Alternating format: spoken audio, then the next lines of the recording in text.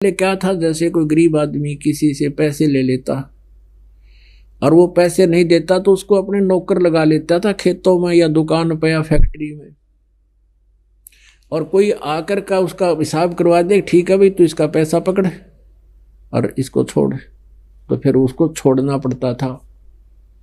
तो हम हमारे परमात्मा वहां जाएंगे और कहेंगे ले भाई तुम अपना पकड़ो और इसका सब ऋण मुक्त कर दो, इसको इसका जो भी उधार है सब खत्म करो। अब यहां आपको थोड़ा सा श्रीमद् भगवद गीता को रूबरू कराते हैं और उसी समय आपको ये विश्वास होगा कि सचमुच ये दास जो वर्बली बोल रहा है ये सच्ची सब सत्य है। एक शब्द भी दास बोलेगा वो शास्त्र अनुकूल होगा और आप कभी भी उसको मिला सकते हैं, कंपेयर कर सकते हैं, तो कभी आपको गलत नहीं मिलेगा, क्योंकि हम उस सच साहिब के अनुयायी हैं, उस सच्चे भगवान के अनुयायी हैं जो केवल सत्य ही पसंद करता है, वो बकवाद नहीं सुन सकता। तो हमारी हिम्मत नहीं हम कोई एक भी शब्द गलत बोल के किसी को गुमराह कर दें। हमने भगवान अपने से बहुत डर लगता है और आपको ये विश्वास दिलाना होगा प्रारंभ में कि ये दास जो कह रहा है सत्य है, और फिर कुछ दिनों के बाद ऐसा आएगा कि आप इस दास ने ये पुस्तक दिखाने की आवश्यकता नहीं पड़ेगी और आप जो दास शब्द निकालेगा आप कहोगे 100 की 100 सत्य है। तो ये बताने दिखाने जताने के लिए कि दास जो बोल रहा है और हमारे भगवान कबीर परमेश्वर ने 600 वर्ष के पहले जो कहा था वो सारा सत्य था और वो परमात्मा है, इसके लिए आपको पुस्तक दिखाते हैं। श्रीमद् भगवद गीता, गीता प्रेस गोरखपुर से प्रकाशित, इसके अनुवादक हैं जय दयाल गोविंद का, गीता प्रेस गोरखपुर से प्रकाशित। अध्याय नंबर 4 का श्रीमद् भगवद गीता, अध्याय नंबर 4 श्लोक नंबर 25। दूसरे योगीजन देवताओं के पूजन रूप यज्ञ का ही भली भांति अनुष्ठान किया करते हैं। इसका भाव यह है कि कुछ तो साधक, योगी बने साधक, परमात्मा से जुड़ने की चेष्टा करने वाले को योगी बोलते हैं। ये केवल ऊपर न टांग नीचे न सिर करना ही योगी नहीं होते, योग का अर्थ किसी से जुड़ना।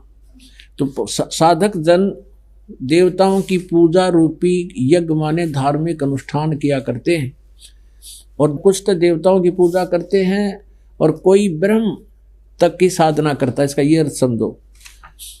और 26 में कहा है कि अन्य योगी जन यानी अन्य साधक आंख कान मूंद के केवल अपना संयम करते हैं, इस तरह की क्रियाएं करते हैं और उनको हवन माने ये उसमें ही आश्रित रहते हैं। दूसरे योगी जन शब्द आदि यानी शब्द सप्र स्वरूप रसगंध इनसे ही बचने की चेष्टा में अपना अभ्यास करते रहते हैं। इंद्रियों समस्त इंद्रियों के अग्नि में हवन किया करते हैं, यानी उसको ही फूकने की चेष्टा में लगे रहते हैं। जैसे उदाहरण देते हैं कि सभी साधक अपनी अपनी जो साधना कर रहे हैं उनने वो सही मान कर कर रहे हैं कि हम जो कर रहे हैं ये पाप नाशक हैं। जैसे इसका अर्थ है कि कोई शब्द आदि समस्त विषयों को इंद्रिय रूप अग्नियों में हवन किया करते हैं। आगे 27 में फिर कहा है कि दूसरे योगीजन इंद्रियों की संपूर्ण क्रियाओं को और प्राणों की समस्त क्रियाओं को आत्म संयम योग रूपी अग्नि में हवन किया करते। यानी भाव ये है कहने का कि कुछ साधक ये सोचते हैं कि जब तक हम विकार रहित नहीं होंगे तो हम मोक्ष नहीं प्राप्त कर सकते। तो विकार रहित होने के लिए ही बहुत से प्रयत्न करते हैं, अपने कहते हो जीवन को उसी में हवन में उस आग में झोंक देते हैं। जैसे एक श्रृंगी ऋषि थे, उन्होंने यही क्रियाएं की थी और उसने वन में काफी वर्षों तक वन में बैठकर एकांत में साधनाएं की और संयम करने के लिए कि जब तक हम अन्न खाते हैं तो हमारे अंदर विषय वासनाएं जागती हैं। उसने हठ योग करके अपने शरीर को ऐसा साध लिया, क्योंकि ये क्रिया होती है। जैसे कुछ पंथ अमृत क्रिया बताते हैं, जैसे जीव को मोड़ के ऊपर तालू का लगाने का अभ्यास करते हैं। ये इनको तो कुछ मिला को नहीं, इसका केवल अकेले से नहीं वो बात बनती, और बहुत से योग क्रियाएं हैं जब जाकर वो बात बनती है। और कुछ प्राणायाम की क्रिया बहुत लंबे समय तक करने से वो क्रिया सफल शुद्ध होती है, सिद्ध होती है। तो श्रृंगी ऋषि ने वो साधना कर ली और उसका ऐसा हो गया कि वो अमृत टपकन लग गया उसके अंदर, और उसने कई वर्षों में, सैकड़ों वर्षों में जाकर तो उससे वह सिद्ध हुई। फिर वो क्या करता था, वृक्ष के पास बैठ जाता था, एक दिन में एक बार वृक्ष के छाल के जीभ से चाट लेता था। इतना अल्प आहारी हो गया वो, और अपना मेडिटेशन करता रहता था, आंखें बंद रखता था। तो उसने देख लिया कि अब तू सफल हो गया अपनी क्रियाओं में। अब फिर ये क्या करते हैं साधक जन, किसी नगर के आसपास आकर बैठते हैं कि लोग तुझे पहचाने, तेरे पास आवें और तेरी प्रभुता हो। वो बैठ गया अयोध्या के पास जाकर। उस समय राजा दशरथ राजा थे, रामचंद्र का जन्म होया नहीं था, केवल एक पुत्री थी राजा दशरथ के, और वो युवा हो चुकी थी 12-14 वर्ष की। तो श्रृंगी ऋषि वहां अयोध्या के बनी में जाकर बैठ गया। बनी में जो निकट नगर शहर के आसपास का जो क्षेत्र होता है उसको बनी बोलते, और वहां एक वृक्ष की तरफ मुंह करके बैठ गया, आसन पद्म लगा के, और आंखें नहीं खोले। एक बार ऐसे जीभ से वृक्ष की छाल को चाट ले, आंखें बंद किए कि ही। तो वहां शहर में इस बात का खूब जोर शोर से चर्चा हुई कि एक ऐसा महापुरुष आया है, कुछ नहीं खाता पीता, आज 1 महीना हो गया उसको बैठे को, और उसको हम बहुत दिनों से देख रहे हैं, वो वहीं बैठा है, ना कहीं फ्रेश होने जाता है, ना जलपान करता है, ना कहीं और सैर सपट्टा करता है, वहां बैठा है। इस बात की चर्चा आग की तरह फैल गई पूरे अयोध्या में। लोग नगर के स्त्री पुरुष सब देखने जाने लगे, सारा दिन वहां जमघटा लगा रहे आसपास, और वो ऐसा ही करे, एक बार जीभ लगाए बाकी आंखें बंद रखे। अब जब आदमी जीभ लगा हुआ है तो इतना तो ध्यान है कि तू कुछ चाटे है, तो आसपास की उसकी प्रशंसा की आवाज भी सुना थी। ये बात पहुंच गई राजमहल में। इकलौती पुत्री थी राजा दशरथ की, उसने अपने पिता से आज्ञा ली कि मैं भी महात्मा के दर्शन करने जाऊंगी। आज्ञा दे दी। साथ में उसकी नौकरानियां चली गई, दासी बांदी चली गई, अंगरक्षक चले गए। अब वहां क्या देखा, अब उस लड़की ने, किसी ने बताया कि इसकी आंखें कैसे खोले महात्मा। उसने प्रश्न किया अपने मंत्रियों से कि इस महात्मा आंखें खोले तो बात करें इससे कुछ हम, तो ये तो ऐसे बैठे हैं, कुछ हमें उपदेश देवें।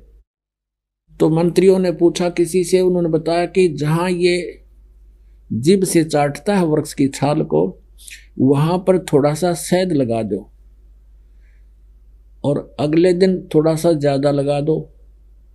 ये धीरे धीरे इसके अंदर यो प्रवेश करेगा शहद या शक्ति, तो अपने आप आंख खोल देगा। राजा की लड़की को पता चला, वो शहद लेगी साथ में, और जहां वो एक बार जीभ लगाता था वहां शहद लगा दिया। अब ऋषि पहले तो एक बार जीभ मारा करता, उस दिन 2 बार मारी उसने, कोई मीठा लग गया। अगले दिन फिर ये क्रिया की, अगले दिन तो काफी देर चाटता रहा उसको, और तीसरे दिन उसने आंख खोल ली, इधर उधर देखा, भोजन साथ ले गए थे, आहार खिलाया, खीर खिला दी, फल दे दिए। हफ्ते पाछा छकन लग गया, कति टाट सी हो जा पेट उसका। अब राजा से प्रार्थना की लड़की ने कि महात्मा जी को अपने घर ले आए। राजा दशरथ ने उसको गुरु बना लिया, और जो पुत्र प्राप्ति की यज्ञ भी उसने श्रृंगी ऋषि की देखरेख में की थी। और अंत में उस लड़की ने और उस ऋषि जी ने ब्याह कर लिया, शादी की ठान ली। राजा दशरथ क्षत्रिय, वो ब्राह्मण, ब्याह नहीं हो सके तो फिर उसका कोई और जुगाड़ जोड़ा, किसी और ऋषि ने, ब्राह्मण ने वह गोद ले ली, फिर उनका विवाह करके वो फिर चले गए। तो कहने का भाव ये है, ये कह रहे हैं, ये गीता ज्ञान ये बता रही है हमें। ये देखिएगा चौथे अध्याय का 26वां श्लोक क्या बताना चाहता है।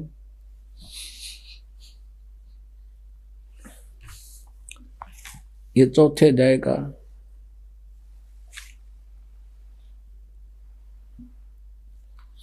अन्य योगीजन श्रोत्र आदि समस्त इंद्रियों के संयम रूप अग्नि में आह्वान किया करते हैं। कुछ तो कान बंद करके इसको, और फिर दूसरे शब्द आदि विषयों को, शब्द आदि शब्द स्पर्श रूप रसगंध विषयान, इन विषयों को इंद्रिय रूप अग्नियों में हवन किया करते हैं। और दूसरे इंद्रियों की संपूर्ण क्रियाओं को,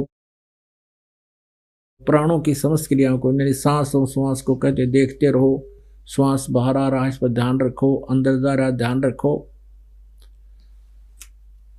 और ज्ञान से प्रकाशित आत्म संयम रूप योग रूप अग्नि में हवन किया करते हैं। और अन्य कई महापुरुष द्रव्य संबंधी यज्ञ करने वाले होते हैं, किधर यानी धन से होने वाला जो धार्मिक क्रियाएं हैं, जैसे कहीं भंडारा कर दिया, किधर को मंदिर का लठ गड़वा दिया, कोई धर्मशाला बनवा दी, कहते इस तरह की साधना वो किया करते हैं। और कोई तपस्या करते हैं, और कुछ योग रूप, ओनली योग रूप हम करने वाले होते हैं, यानी आसन उसन क्रियाएं करते हैं, वो करते हैं। और अन्य कितने ही वो करते हैं, नीचे है। और कितने ही महात्मा, कितने ही हिंसा आदि तीक्ष्ण व्रतों से यत्नशील पुरुष स्वाध्याय रूप ज्ञान यज्ञ करने वाले होते हैं। अब ये बता के कुछ तो ऐसे जैसे मुंह पर पट्टी बांध रही, नंगे पैरों घूमना, अहिंसावादी तीक्ष्ण व्रत यानी कठोर व्रत। और यत्नशील पुरुष कुछ स्वाध्याय करते हैं, जैसे गीता जी का एक अध्याय रोज पढ़ लिया, और कोई और अन्य धार्मिक ग्रंथ पढ़ लिए, ऐसे करते हैं। 29-30 में कहा है, दूसरे साधक अपान वायु में प्राण वायु को, ये प्राणायाम आदि क्रिया करते रहते हैं, और दूसरे प्राण वायु का अपान वायु में, यानी उल्टी सुल्टी अंदर वायु को नाभि से यानी कंठकमल तक घुमाते हैं। और अन्य कितने ही नियमित आहार करने वाले होते हैं, अल्पाहारी जैसे। और प्राणायाम प्रयाण पुरुष प्राण और अपान की गति को रोक कर प्राणों को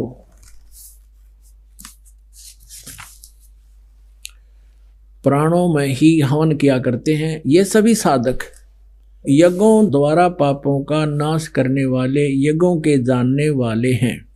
इसका अर्थ ये बनता है वास्तव में कि ये सभी अपने अपने साधनाओं को, अनुष्ठानों को पाप नाश करने वाला मानते हैं, जानते हैं, इसलिए करें, नहीं तो छोड़ दें इनको।